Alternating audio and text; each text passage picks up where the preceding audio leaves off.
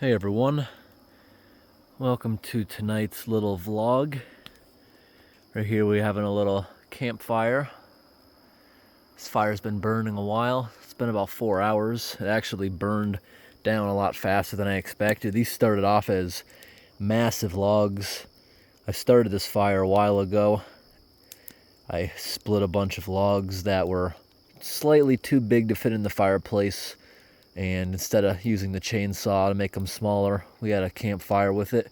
Started this fire so I could cremate some old food from a video that will be posted in 2 weeks. I try to make a old food video now for every Saturday, and I have enough stuff to make them for at least the next 3 weeks, and we'll see what else we can find through the online auctions, estate sales, antique shops. That's where we get the stuff for that channel.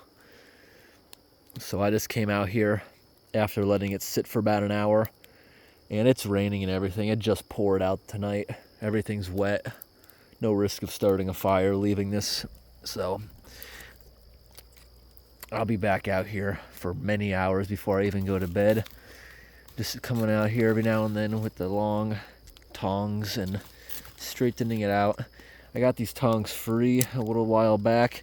I think somebody somehow put too much strength on it, or they got overheated or something. See how they don't close all the way? That's not normal. I've had ones where they'll actually touch.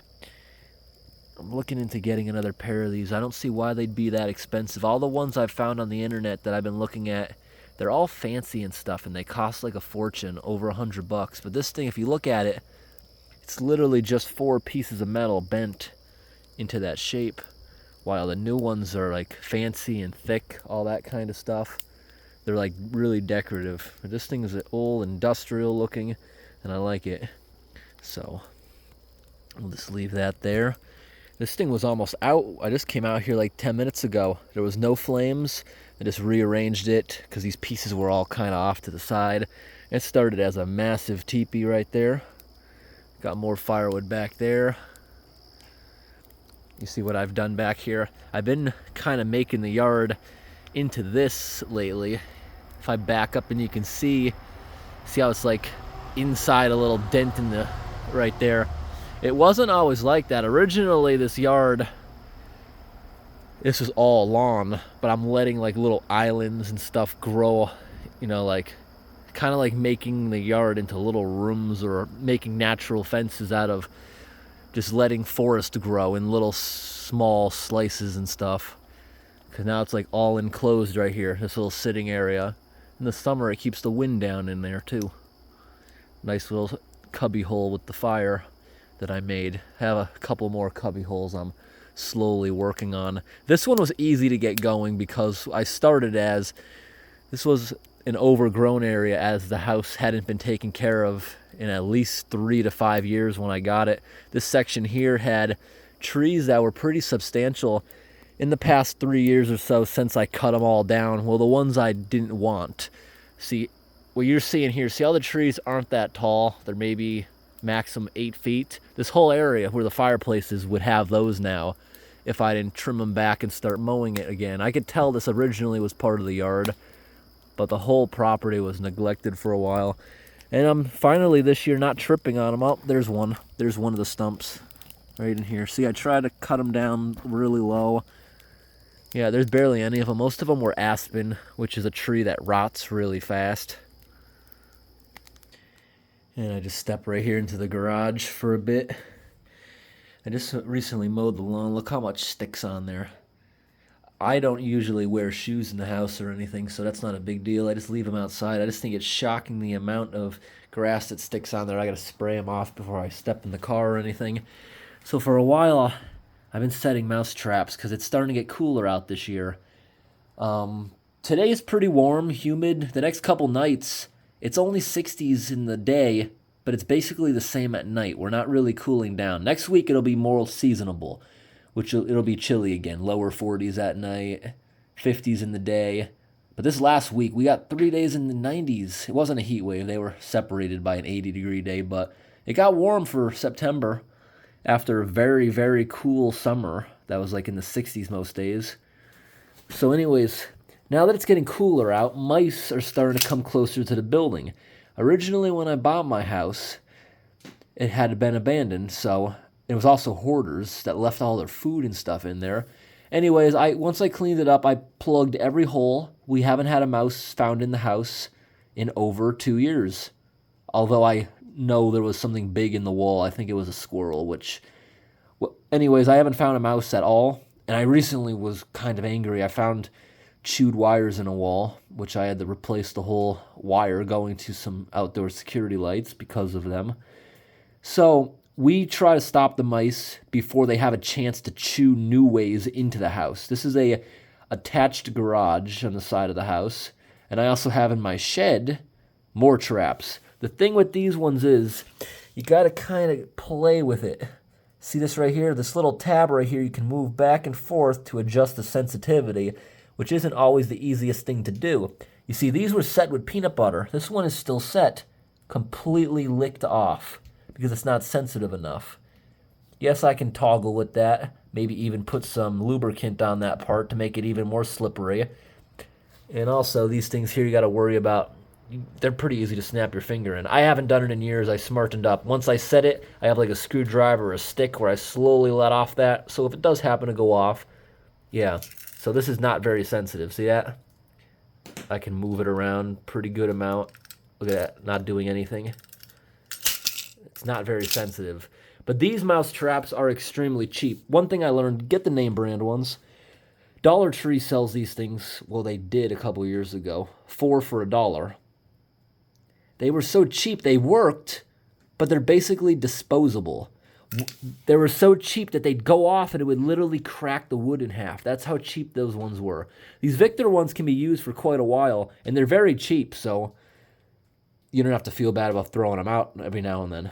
But, like I said, this becomes dysfunctional, and they're not the most reliable. But recently, these new type I got, also made by Victor, I have not found the peanut butter missing once. Not at all. I also have this one over here, which is, I don't think it's Victor. I think this is a knockoff brand, maybe? Yeah, I think this knockoff one right here is like a Lowe's brand because I did buy them at Lowe's. Regardless, this one seems even more sensitive than this one. But neither of these makes right here I have found with the peanut butter stolen, and I've put them in a bunch of locations. They're far more reliable. In the price difference, those, you get 4 of them for 2 something now. These ones here, I believe you get 2 for $6. And these ones, they're a little bit cheaper, I think. Anyways, these ones here are a couple dollars a piece. But because they're wood and they're nice chrome that won't really corrode, just hit them with the pressure washer real fast every now and then. But they're very reliable, I've noticed. They're hairpin triggered. The smallest little thing on this tab right there. Because you see, this whole thing is a trigger plate. It's not like this. The mouse is not standing on that. It's standing on the ground, just slightly licking it off. But this, to lick it, it has to put its feet and whole weight on that triggers right there. So they work extremely well. Years ago, I gave up on live trapping the mice. There's just too many of them here in the country. Like, recently I've been catching between 1 and 3 of them a day now that it's cooling down. Wait until the first below freezing night. There'll probably be maybe half a dozen a night, but the woods will run out quite fast around here. We'll just get a quick burst of them. That's what happens when you live in the middle of the woods. They don't have options of all the neighbors' houses like in a city. Plus, in a city, they're probably already living in a neighboring building anyways. But I found out these ones here work extremely well. And this is the shed. So the mice literally cost me like over $10,000 in repairs over the past couple years, fixing things they did. Now that's both mice and squirrels. Eventually I'm just going to put a piece of wood on the bottom of the shed. I got to replace a lot of rot on the bottom of the shed here. But in here, see, I got a bunch of them here by the door. And literally every morning there's one trapped right here. Want to catch them before they come into the house. And I got some more back there. I realized it was time to set the traps again because I don't do it all summer. Because in the summer, literally all summer, I had a couple of traps set. Peanut butter wasn't going missing. Nobody's coming near the house in the summer. They got enough food in the woods. At least it seems that way. We caught like only one or two all summer long. Anyways, I realized when I went to the truck camp, there was a bunch of poops and stuff in there, that it was time that we needed to start setting them there and back here at the house. Also, when I was here in the shed, what was I doing? I think I was putting that up there. I found these free shelves on the side of the road, and until I figure out something to do with them, or until I decide to put them on the side of the road because I don't want them anymore, I saw a mouse running up here. So I looked around and I had some rock wool insulation up there. It had hollowed out a bunch of holes and it was living in there. And I didn't want it to get into anything else in here. So, yeah, a mouse eventually will chew in those plastic bins. But I learned a long time ago, if you can help it, do not put cardboard boxes in any of these external buildings. Mice will just go absolutely crazy destroying them. So this building here, it has electricity, and it's not the most necessary thing. If anything, I would just shut the power in here, just shut it off indefinitely. But what this shed has is, it's got power here going into the ground, and the way this building's up on cinder blocks, I know the building's been shifting around. There might not be a problem with it broken or anything. Oh, there's a cute toad right there, look at that. There, it's a toad, cute. I've been seeing a lot of toads lately, actually. But anyways, oh, there might also be a skunk living under here. I don't care. I like the skunk. They actually eat mice. But, yeah, I smelled them a little bit last week, but also at the same time, haven't smelled it in a few days. Maybe it was just hanging out in there. But anyways, this underground thing, it comes over here diagonally to this right here, which is, see how it's so loose? I'm not going to wiggle it and make it worse, but this thing is extremely loose, and see how it's kind of bent? I almost guarantee it's broken in there. And for that reason, anytime I'm not in the shed, just as a precaution, I'm not leaving this breaker on. It's got its own breaker. I just switch it off every single time. This plug does not work. Someday as a project, but it's not a biggie. Like I said, I just shut it off for safety. Someday I'm thinking about digging down to here and looking at the welfare of that, or completely abandoning this underground pipeline, getting this out of the way in the yard, and maybe if I want a project doing an overhead wire, I'll just have to build a mast on the shed so it's legal. I believe it's 13 feet is the legal height for a power line, or is that the height above a driveway? It's one or the other. I'll have to look that up, that code. I'm a little rusty with that one right there. I've never done mast work, but I know how to do it. The fire over here is picked up a little bit. You know, sometimes contractors and people ask me why my house has this, because it's like one of the only houses they've ever seen that has this.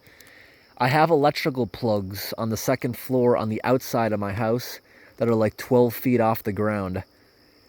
This randomly along the wall. Why? Nobody can reach them. What could they possibly be for? They're not for servicing the house, something that maybe never even happens. It's because the people who used to live here had a massive display of Christmas lights, so there's random plugs far out of reach from the ground. They had Christmas lights that were just left up indefinitely, and their file cabinet suggested that, especially in December, January, they were paying $1,400 a month in 2010 for electric every single month just because of those lights. They were people that really loved the holidays, really loved Christmas, and it's a house in the middle of nowhere, so it was for their own enjoyment, or maybe their kids' enjoyment. It was kind of cool looking at some of the old pictures of that stuff, but it was a nightmare taking it down. I'd say 90% of it no longer worked. The pictures I found of it were like a decade old, like I just said, back 2010, even more. That was a pain in the butt to take down. I'll show you a little example on the shed, actually. That's not outrageously high, but it's still nearly 8 feet off the ground. And we got a big spider friend right there. Orb weaver. Tomorrow I really need to get in here because I've been slacking. There's a lot of tomatoes I can't even get to. I have to do a little bit of thinning or just plow my way in here. I got to get tomatoes. There's hundreds of them in here, and some of them are rotting and starting to fall off. I underestimated how big they would get since I haven't grown them in quite a few years. You see how I made rows, about 2 feet of walk-in space in between? Too much. Next year we're going to put like literally 4 feet in between each row. It's just not accessible. I planted too much in here. So next year we'll just downgrade it and it'll be fine. I'm not doing it for survival purposes. I'm just doing it for entertainment. And see back here, the corn. We're going to have at least a dozen or a couple dozen cobs of corn. I'm faithful that they'll be ready before the first frost, which is potentially in less than a month. But if we get a couple more weeks, I'm hoping the cobs get big enough to eat it.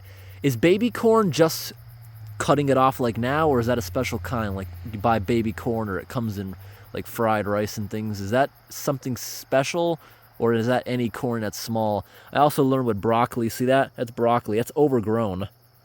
And you see it eventually flowers with yellow flowers, and hummingbirds love overgrown broccoli. But I never knew that before, that broccoli, it's literally the buds of a flower that hasn't opened. Look at that big broccoli flower. See, it's yellow? What you want to be eating and breaking off are the pieces that barely even opened yet. I got to watch out for the electric fence here. Yeah, where's a good piece I can point out? That would be good to eat. Not seeing one at the moment. Well, maybe right here. Right behind that leaf, maybe. I don't even know if I would get zapped in the electric fence. I think that I have to trim part of it. I think it's sending its power down through the corn in the back. Yeah, like right here. I think that's one. Oh, right there. That's a perfect one to eat. See, that should be broken off and eaten. But, yeah, the corn around back, I learned, will actually short out the fence, especially when it's wet. Got another spider friend right there. Who's that? That's not an orb weaver that time. But the corn, you see how the corn, this one I actually broke right here to get it away from the fence, since it's like the edge corn, which probably won't even grow a cob. We see it's pollinating, it's flowering. You see the couple pieces of leaves right here on the edge that are literally burned from touching the electric fence. And if you guys saw my vegetable garden update on my food channel the other day, the slugs are still at it. At least I learned, don't plant it right next to the woods ever again. The slugs destroy. Oh, look, we actually got a squash. I wonder if that'll mature enough to eat. Squash, thankfully, within days it can grow from a flower into one if it's got the water. That stuff grows fast.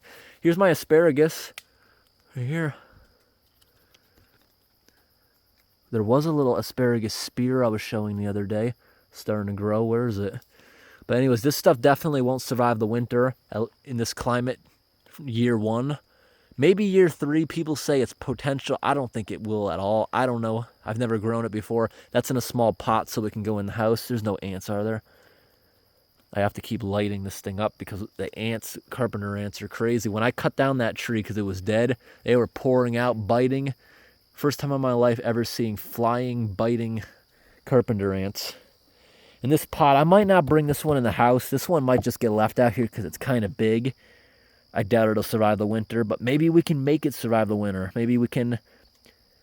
This tree above me is about to lose its leaves. Maybe I can rake them all above, rake a big pile right up against it and fill it with leaves as insulation. Then in the spring, take the leaves right out and see if anything pops up. Who knows? That might work well. Coming back over to the fire, how about we go take a look over at the pond and see if there's any frogs. There was a bunch earlier today when I walked around. They all hopped in, but it's also very wet and it just rained, so they're probably taking advantage of this nice warm weather to go hunting for bugs and stuff, because it looks like in a couple days it's going to be cold, maybe for the rest of the year until winter hits. Cool weather. So this might be this is a very pleasant night. Every day for the past week, it's so nice at night. It's like 60s. Nice, it's not chilly, it's not too hot, but the days last week were unbearable with the humidity. There's a random frog in the driveway. Oh, I see a big fat frog. Yeah, I just saw one hopping in the driveway. That means a lot of frogs are probably out and about and hunting. Oh, look, there's a small one right there next to him, too. And, oh, there's one way up there in the top of the waterfall. The water's so crystal clear in here due to the moss filter, and also not the tadpoles everywhere polluting.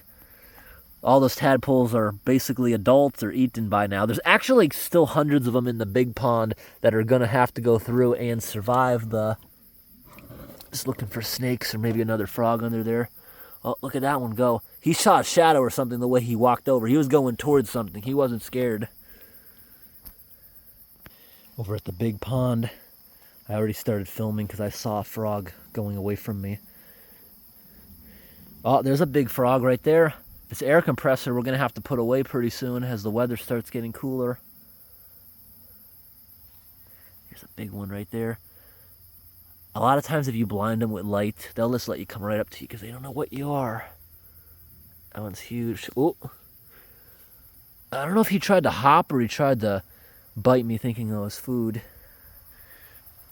Okay, walking on the edge of the pond. Are we going to see any jumpers? There was tons of jumpers earlier today, but as I thought, they're all out hunting because it's nighttime.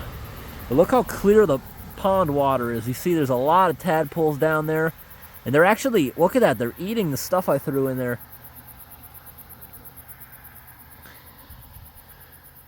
Those are some, what do you call them?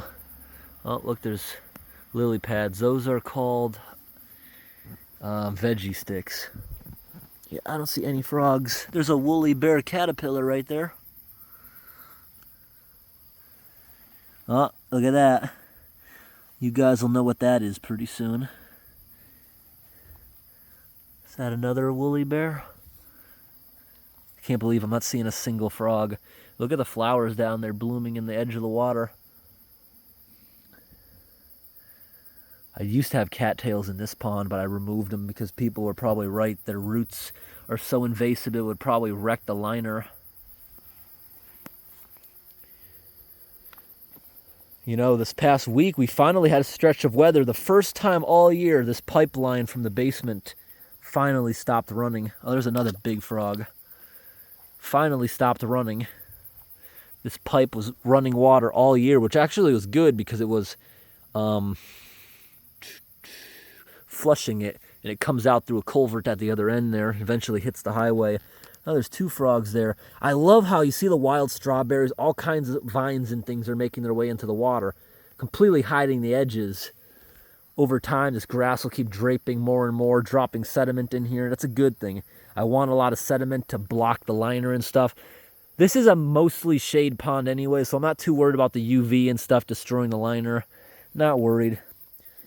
It does have it's supposed to last 40 plus years. You know what that thing is right there? They actually liked it. I don't know. Yeah, they obviously liked it. I made a video I'll post soon of how I was eating, trying a bunch of Asian snacks, and that right there, it wasn't bad or anything. I just couldn't finish it, so I threw one of them in here. It's like a disc made out of potato. You know, like you have potato bread and stuff. That was like a potato crunchy disc that was grape flavored, and they seem to like it. Got this big platform in here. Frogs sometimes hang out on. It's a piece of white PVC board. It floats indefinitely. A normal piece of wood eventually would become waterlogged and sink or rot. So that's why that's in here. It works perfect. Plus you can see the frog so easily on it. Guess that's not good if a bird was to swoop down. But I've never seen that as a problem yet. With this week's hot weather, are we getting any peppers yet? Peppers love sun. They love heat. This year's been cool, so I didn't think I was going to get anything. They looked like seedlings a couple weeks ago, and they just took off like crazy with this stretch of heat wave-like weather. These are going to be bell peppers. I'm not confident yet that we'll get them, but they're all flowering. There's an earwig on that one. Earwigs are beneficial in the garden, but if I see any other type of pest, they might need to be sprayed. So what do you guys think? They're budding, But will I get peppers? There might not be any more hot days. Every single day in the forecast is 60s and rain, except one day, which is still 60s and dry. I don't know if this is good for peppers or not. Wettest year I've ever seen. The good news is I don't have to water anything, but I have sprinkler timers. Last year during the drought, I think our garden, especially the tomatoes, I have so many this year, I can't imagine how many I would have had last year if I had them during the drought. It was so hot every single day. Amazingly, during that drought, the water table, it's weird, the water table in this yard. Certain areas of the yard, the water table dropped last year like 6 feet, like around the house. But certain areas that are always extremely high, like this water right here, I get it out of the well, leave it here, and that goes to water those peppers you just saw. I leave it here because in the sun, it literally becomes so warm, I feel like the plants wouldn't like it. It's like hot if it's just sitting in the sun. So I leave it here in the shade so it's not absolutely freezing coming out of the ground. See that? That's the water table. Now that water sitting right there. Last year during the drought, it just went below the ground like 6 inches. Barely even moved in this section. Someone said I should do this. They do have a point. Maybe I'll do it a little bit. Make this into a little frog pond. Like, just dig out a teeny little area that stays full of water. I don't know. That right there was for the frogs. Sometimes the frogs, tree frogs, they'll lay eggs in that little bit, and it drops right below the surface, like I said. Didn't do it this year because it's been raining, but I had that pool there just in case. They didn't lay them this year, so I dumped the pool out. I love these wells. They're so fun to operate. Haven't had to prime them this year, but if it's been dry out, you got to pour a cup of water in there, wait for the rubber or diaphragm to swell. Or it might be made of cork or something else, but it swells and then it goes.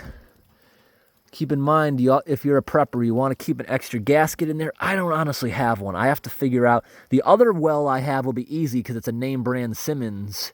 This one is like a knockoff. Maybe it's the same size. I'll have to measure it and get it a separate diaphragm. Supposedly things like earwigs will go in there and actually eat the material it's made of. We got another frog right there. And that's a different one right there. See over here, we got the tiny pond. Anybody here? I love how this is draping in. See the pond, it's like closed in by 6 inches on every side. It's just closing in. Eventually it'll just be cattails. Really cool. Wow, we're going on 28 minutes with this video. I guess I always find something interesting to talk about. I was just gonna basically talk about the fire and mouse traps. Look, this fire got bigger in the last half an hour since I rearranged it. I'll come out a few more times tonight and check on it. Today is September 11th, 2023, and it is now 10:47 at night. Maybe I'll upload this tonight, very early in the morning, or tomorrow night. I hope today's video was interesting, everybody. Thanks for watching, and have a great night.